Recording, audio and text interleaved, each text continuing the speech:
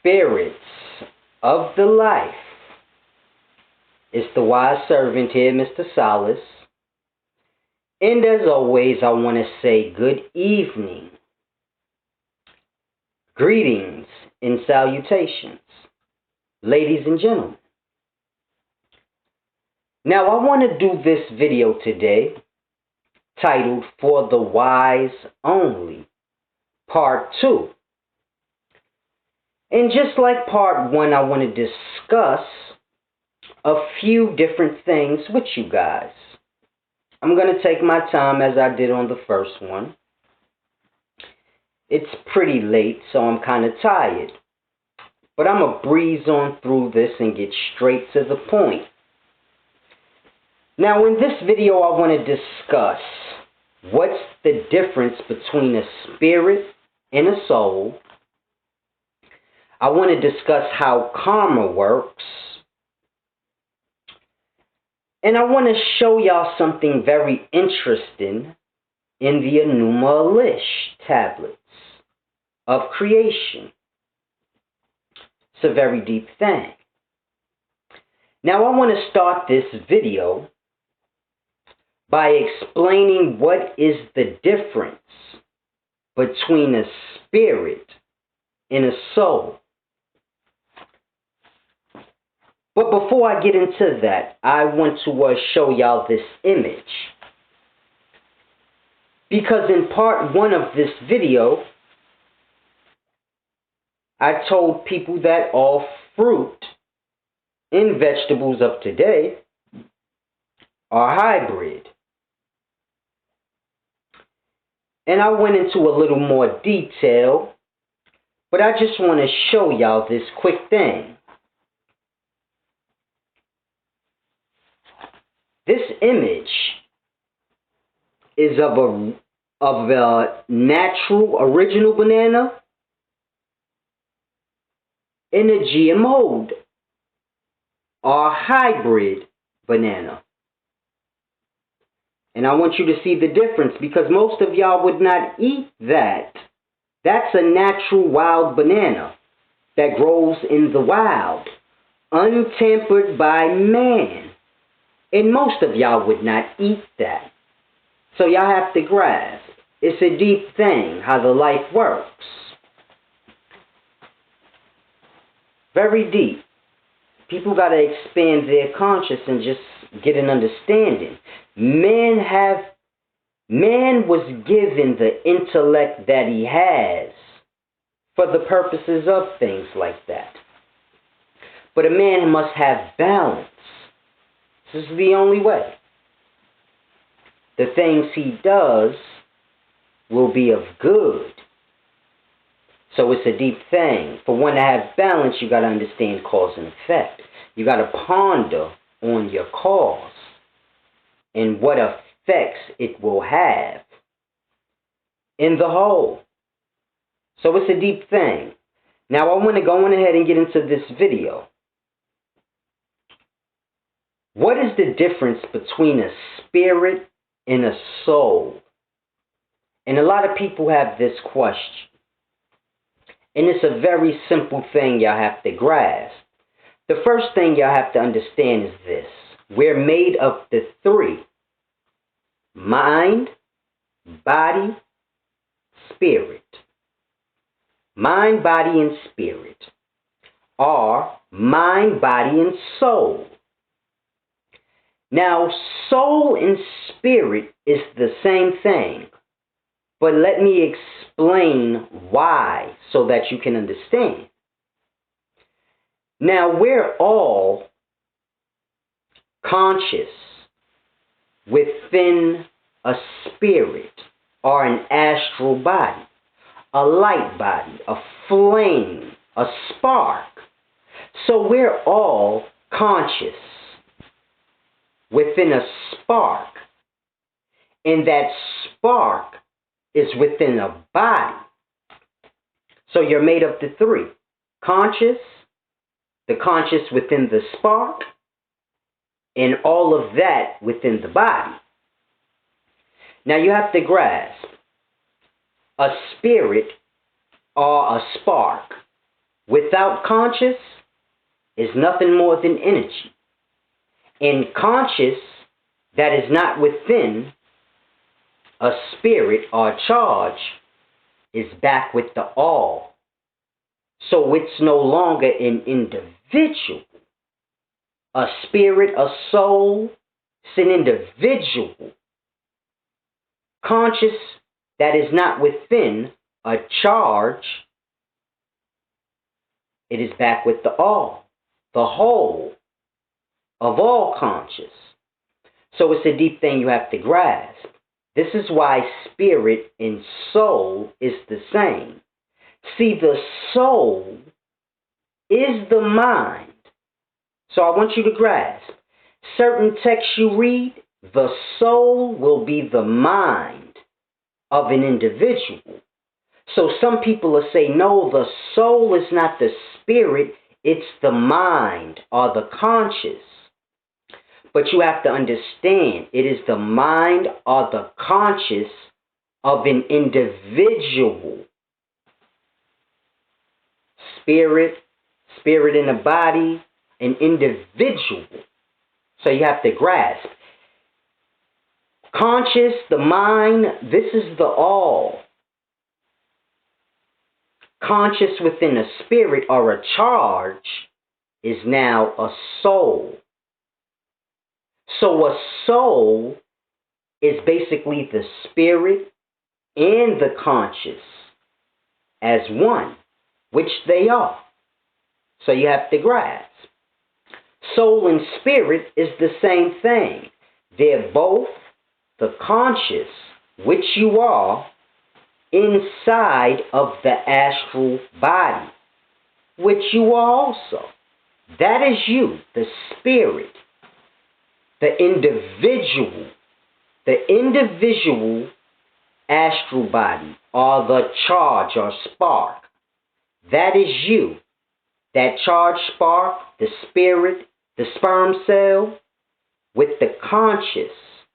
This is what makes you an individual.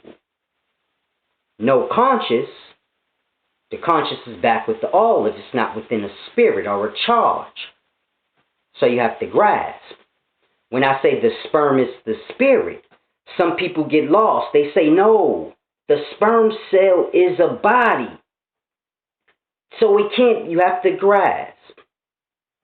It is a body, but it's not, it's astral, like a flame. It's physical, yet it's not. You cannot grasp it, hold it, but you can feel it. So this is what the sperm cell is. It's physical, yet it's not. So you have to grasp.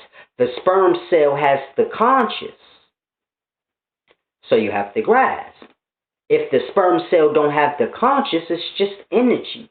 And the conscious is not an individual anymore. So you have to grasp. The sperm is the spirit. The spirit is the soul. It's the same thing. Because you can't have a soul if it's not an individual, so to say. You get my point? You have the all conscious, and then you have that conscious within all living beings or spirits. Not the body, but what you are within, the spirit, or the life force, the spark, the sperm cell. There's many words for what you are within. Now I want you to grasp, the conscious of all is within you also. Not to say that you have the conscious of all, but that consciousness is within all spirits. And they'll build up on that conscious on their own through their experience. But this is how you get the individual when they have the conscious in their own spiritual body or spark or flame. So it's a deep thing you have to grasp. But the spirit and the soul, it's the same thing. So you just have to grasp. If you think like, no, the soul is the mind, of an individual. And the only way you can be an individual is if you're separate from the all. conscious in spirit form, looking for a body or an egg cell. So it's truly a simple thing. Now I want to move along to how does karma work? Because a lot of people, they want to know about karma. If you do something to someone, will that come back to you? Truly? And it's a deep thing I want y'all to grasp. When you're dealing with karma, it's way more deeper than most people explain. See, we view karma like this. If you do something to someone, then that will come back to you eventually. But karma doesn't work that way. Karma works like this. If I do something to you, now that is released out into the world. And it will affect everyone. Not only will the karma come back to me, but it'll come to everyone because now it's in existence, whatever I did. So it's a deep thing. It doesn't just come back to you, but it comes back to all that's living in the life. So you do more than just affect yourself. Grasp. You do a bad deed to somebody, you like, dang, it's going to come back to me. You forget about the rest of the people in existence. Because now this is in existence with them. It's a deep thing you have to grasp. I'll give you an example. Stealing. If I steal from you, that will eventually come back to me. But you have to grasp how many people it will affect before it does. So I steal from you. Now stealing is known. And it's in existence. It's in our nature. Now people steal because they're familiar with this now. Because I pushed this out.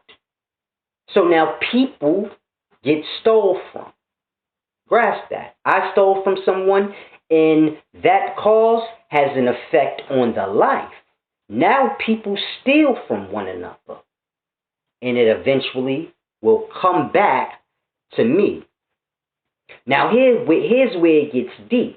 Because when you're dealing with karma, sometimes what you do doesn't come back to you. Something else will. And people wonder, what is that about? It's a simple thing. When you're dealing with karma and you do something to someone, you have to grasp how all things are connected. So whatever you do, it comes with its forces.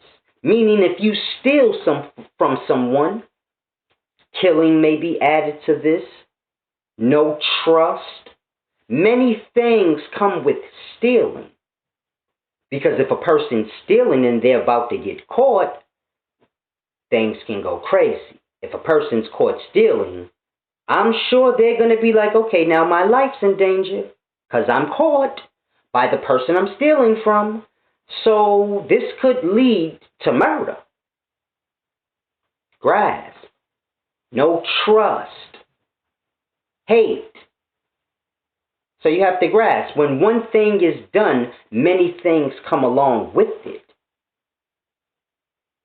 So it's a deep thing with karma. It's not just I did this, so this comes back. No, I did this, now this is in existence, and it's floating around to other people. Because the person you did whatever you did to, they may do this same thing to someone else. And it goes on and on. So you have to grasp. Cain killed Abel. Now you have killing in the world. And it exists. And many are killed. More people die from killing than just dying of old age. So you have to grasp. Now Cain eventually got killed by his great-grandson. So it's a deep thing you have to grasp. Not only did Cain get back what he put out, but he affected more than just Abel. Everyone who learned killing from that act was his fault. So it's a deep thing. It's a deep guilt. It's a lot people must think on. Because we tend to think things are very simple. Oh, you do this, you do that, this comes back, that comes back. No, you have to be very cautious with your actions. Because one action turns into 20. Comes with more than just the thing you did. So you have to grasp. An act of sex comes with more than just the sex. Then comes the baby. Then comes the relationship, the marriage, and it's a lot that comes with one thing. So when we do what we do, when we do what we do, we have to be very mindful of how things truly work. Now, I want to show y'all this thing in the Enuma Elish tablets. Because I told people, I said that Osar, or Asar, however you want to pronounce it, is the sperm cell, or the spirit. And I said, Aset, or Aset, is the egg cell. And it's a deep thing, because I want to show y'all the Enuma Elish tablets, the creation. And if you go to the 7th tablet, I want y'all to see it, get a good look. The 7th tablet of the Enuma Elish.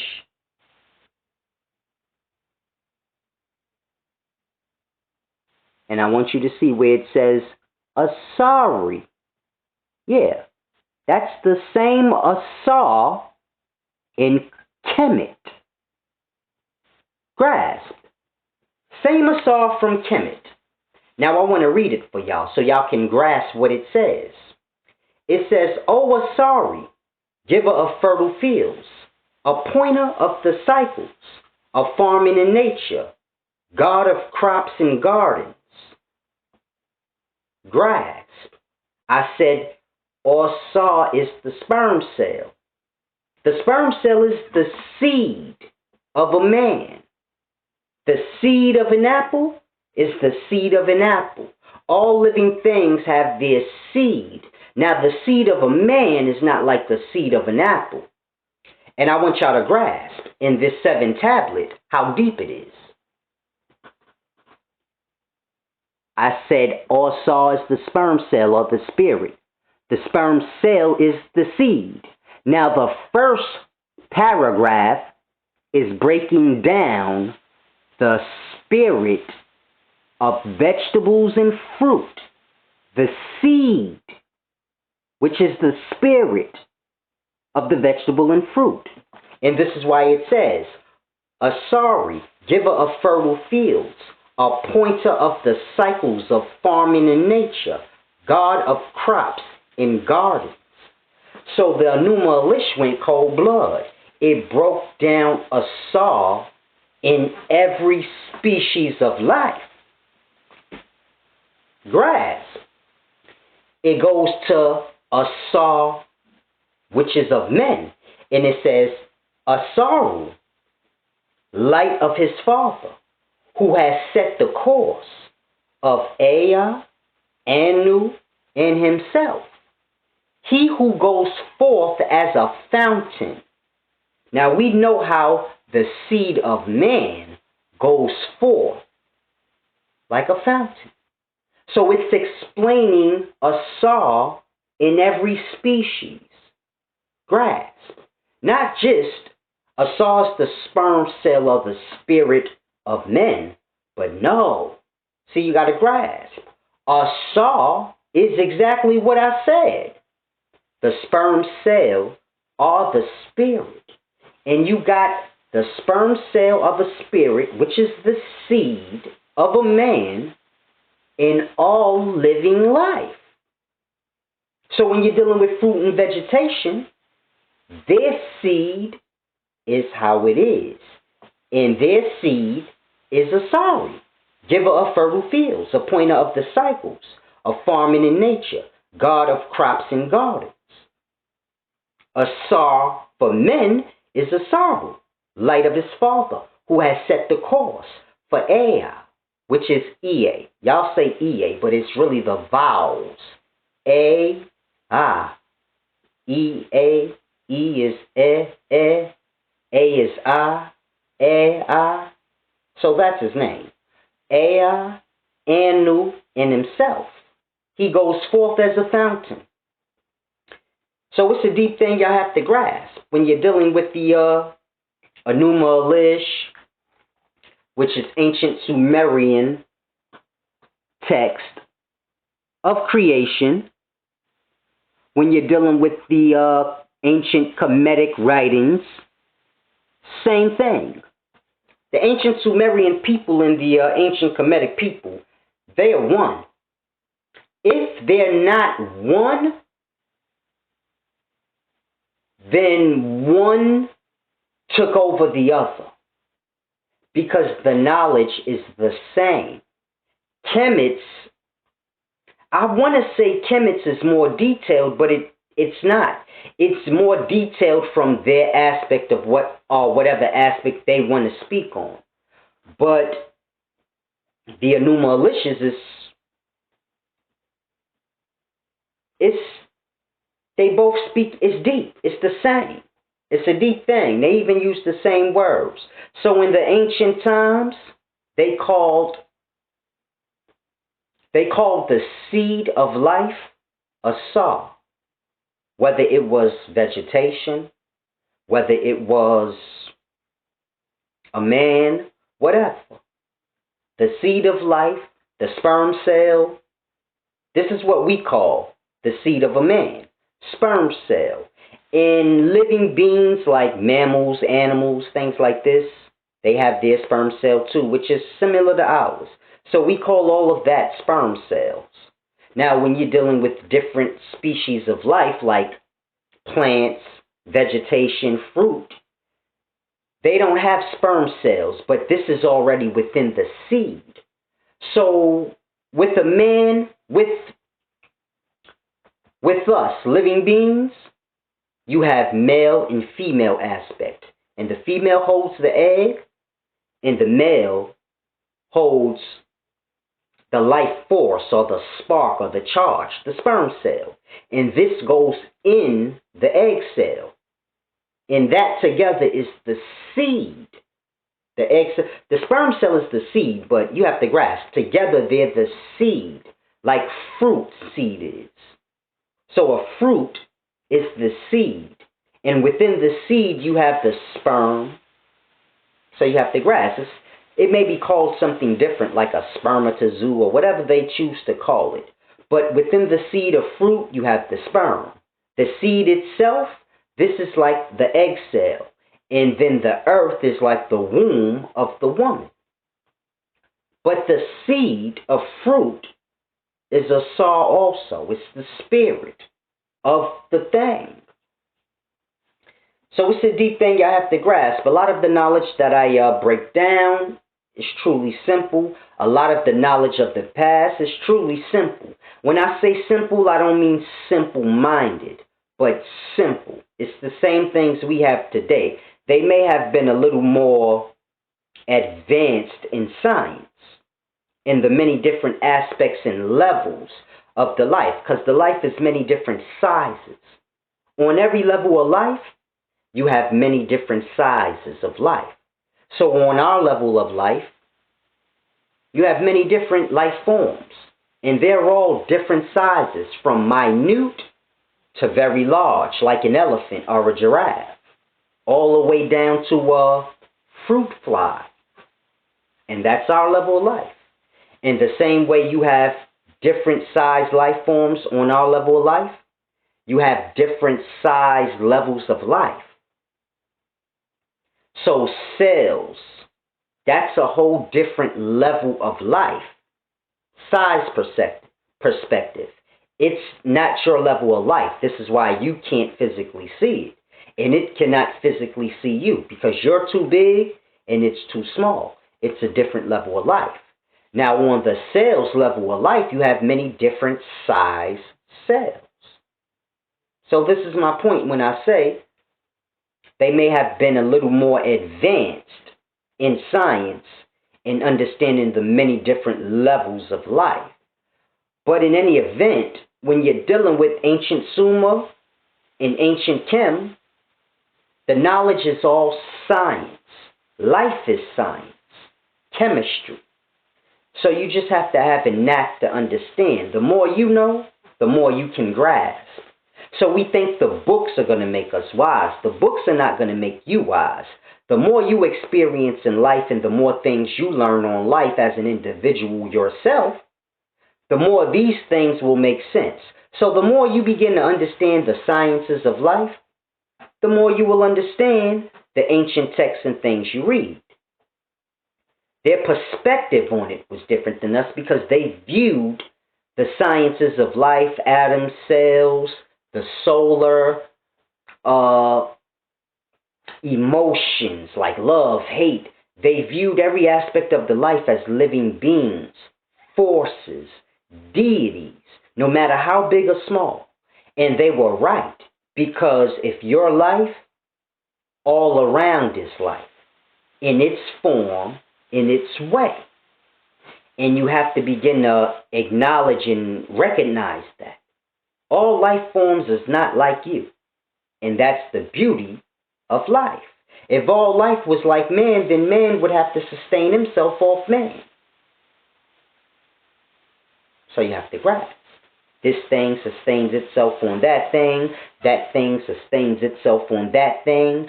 So the life resists the life. And this is how the life continues. From the resistance, if you can grasp. But it's a deep thing. If the life didn't resist the life, then all would just flow away. So it's a deep thing. I don't know if y'all can grasp. But it's a deep thing.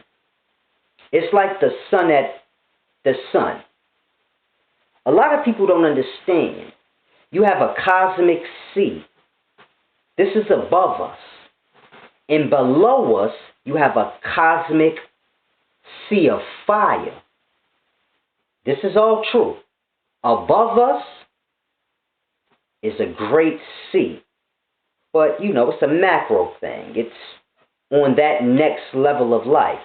So the liquids within your body, there's seas and oceans and rivers and valleys to the cells within you. And so it's the same up above. So up above you have the cosmic sea.